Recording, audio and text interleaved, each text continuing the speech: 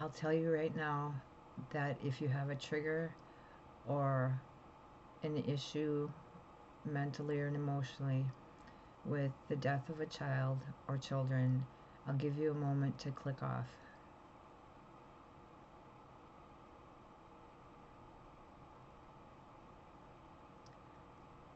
Okay, so I'll continue now. I have PTSD, I have bipolar, I have borderline personality, and other things that deal with mental conditions and mental illnesses, and that's why I have this channel. So, how would you feel being a mom or dad or a relative that had a child die or was murdered or anything like that, accidental? How would you feel about that? Would that bother you a little bit? People expect me to be normal, or they tell me that I'm the strongest person they know. Why? Because I didn't successfully commit suicide the times that I've tried? But that's neither here nor there. I was just watching Who Killed JonBenet Ramsey on Netflix. I believe it just came out today. And it's a 3-part series. And usually I can watch things like that because neither one of my children were murdered. But I'm watching it and I can't remember how long the first segment is, but um, I've watched plenty of documentaries before, usually about adults, normally not about children. But again, like I said, my children were not murdered. But as I'm watching this, I'm like, yeah, I remember when it happened.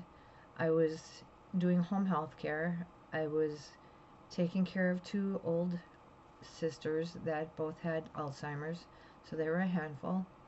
And we'd watch, I think, Inside Edition every night. And I remembered hearing about it. And it had been 6 months or so since I had a full term stillborn son. And 3 months later, I got pregnant with my son, who is, I believe, 27 now. We're estranged, so I don't talk to him. And I should say he doesn't talk to me. He doesn't want anything to do with me. But that's neither here nor there. So I remember being pregnant, and they had it on the news, and I was just devastated. I mean, half of it was hormones, the other half was I had just lost a child not too long ago before that. So, okay, I remember what was going on in the news at the time that this happened, and I'm watching this on Netflix about JonBenet Ramsey. And they're going through the whole case, which I pretty much know because it was always on the news and I kind of kept up with it. And about closer to the end of the first part, I didn't watch the second and third yet because I had to get this out of my system. It was day 5 that her funeral was, and they talked about how the mom, how Patsy, she, was drugged up and how she was faking it and all this. Well, let's see. When my son, not the stillborn, my 8-year-old, when he passed away, I was MIA for a year and a half. I have no idea what I did for that year and a half.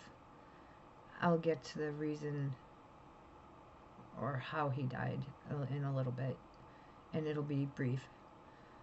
But, I'm watching it now, this JonBenet documentary, I guess you'd call it. And they're criticizing how the parents are acting, and criticizing their actions. And I'm going, you fuckers, you're people who have never lost a child. You've never had a child die. All your children are fine. You don't even know what the fuck it feels like. Excuse my French, but this is how upset I was. and still am. And that's why I had to come and get it out of my system. It's like you're talking like you know, and you don't have a clue what it feels like. You don't know the pain, you don't know the heartache, you don't know the loss. And for them to blame the parents, oh, then the parents lawyer up. Well, fuck yeah. You know, they're being accused.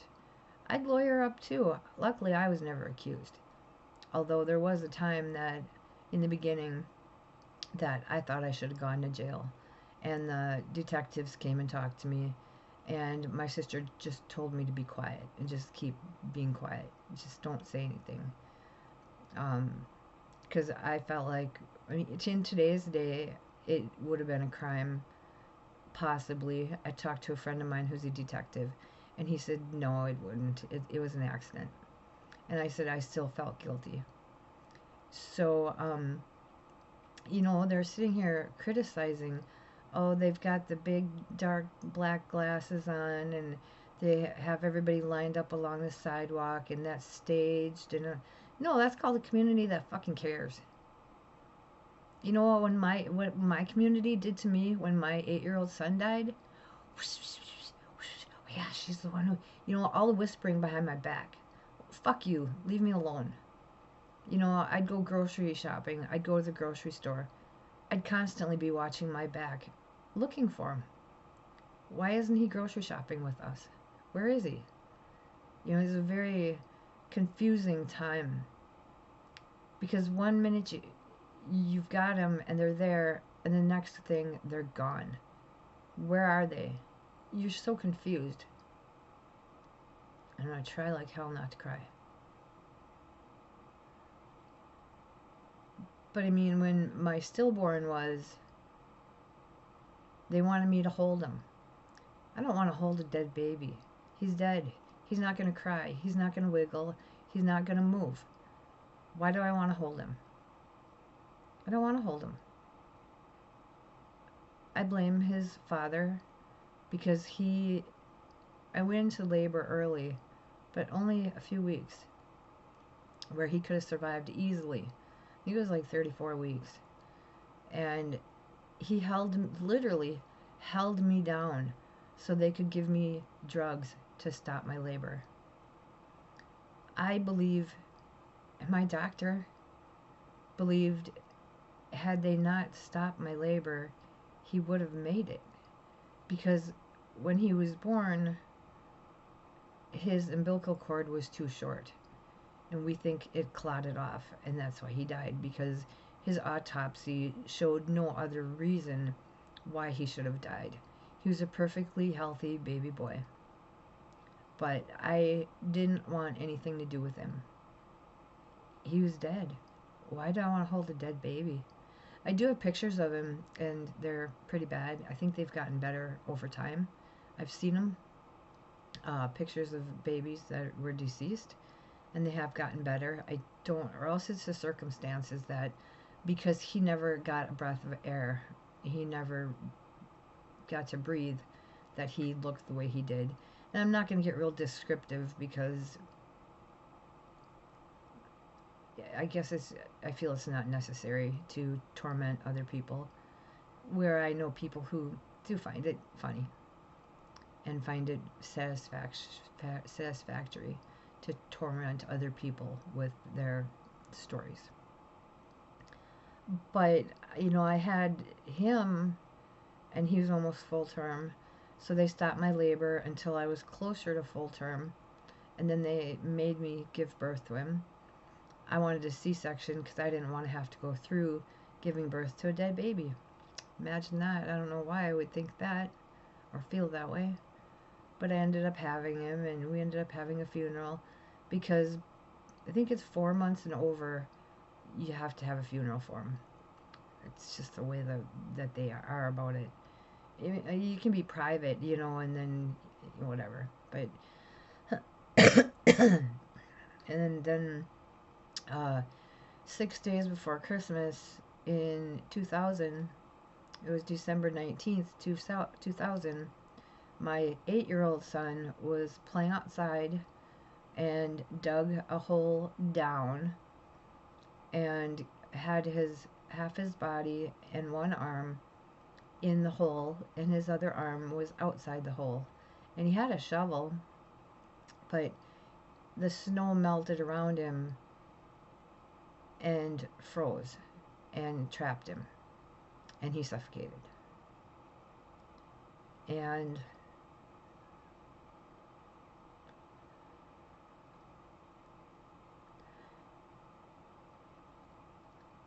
sorry, just give me a minute. I was looking for him and looking for him, and I found him, with his boots and his snow pants, and I said, "You better not be playing a joke on me. This isn't funny." And it wasn't a joke. And because the snow had packed around him, I couldn't pull him out. So I got the girl downstairs to help me pull him out, and we pulled him out. It was obviously apparent that he's dead.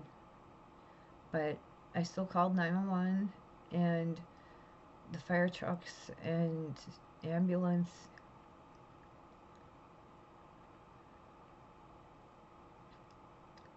all came and gave him CPR. And I'm just going to skip forward, because ambulances with sirens and lights, almost 24 years later, still trigger me to have a meltdown, to scream and cry. And that's the PTSD. And it still triggers me. I was in the ambulance with him when they took him to the hospital. He got a helicopter ride to the trauma center. I donated his organs. We donated, him and my son and I. He gets the credit because it was his organs. Donated them to a 34-year-old man who I live now about an hour and a half away. And his mom used to talk to me all the time, and now she won't give me the time of day. He won't give me the time of day because he has survivor's guilt. Well, I don't have fuck you guilt. Let me tell you that right now. I didn't have to do that. And I see pictures of him online holding a beer, and it was his kidneys and his pancreas that he got.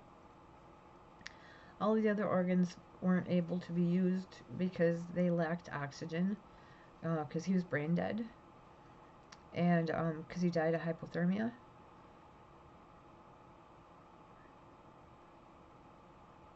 And yeah, this is still almost 24 years later. It's still difficult for me.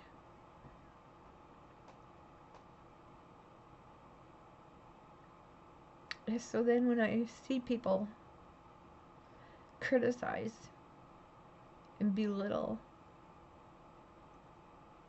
parents who have lost children, which they never have,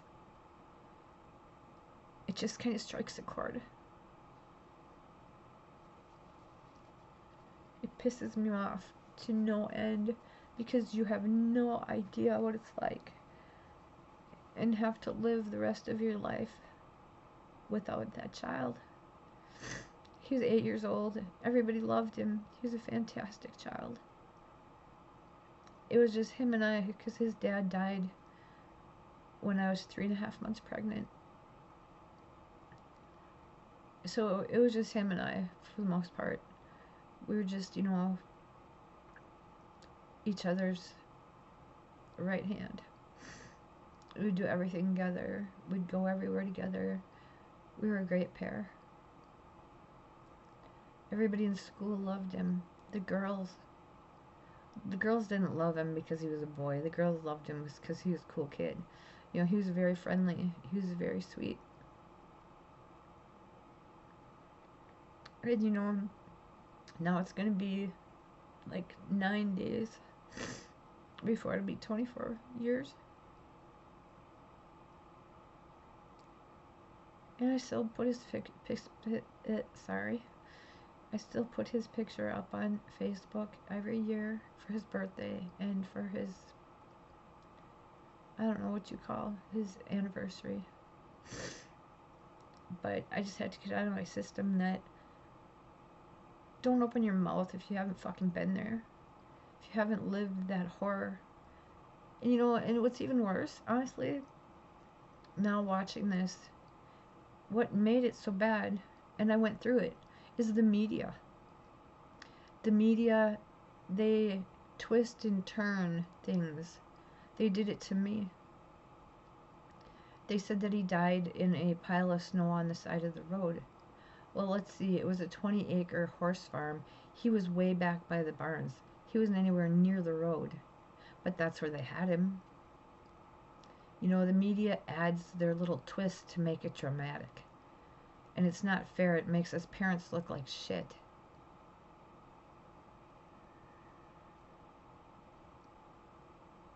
It makes us look like bad parents. It makes it look like we were neglectful.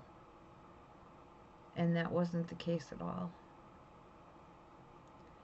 So that's what I had to get off my chest.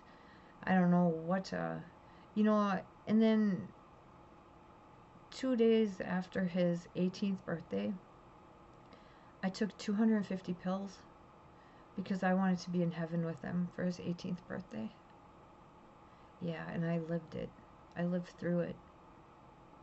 Yeah, I had 3 other children at the time and a marriage and, you know, all that, but I made sure my daughter went over by my mom's house to hang out with and went home, and I was going to lay down and take a nap, and it struck. And that's why when people say about suicide, the signs to watch for, oh, watch for this, watch for that. No, I call bullshit because the simple fact is I laid down to take a nap.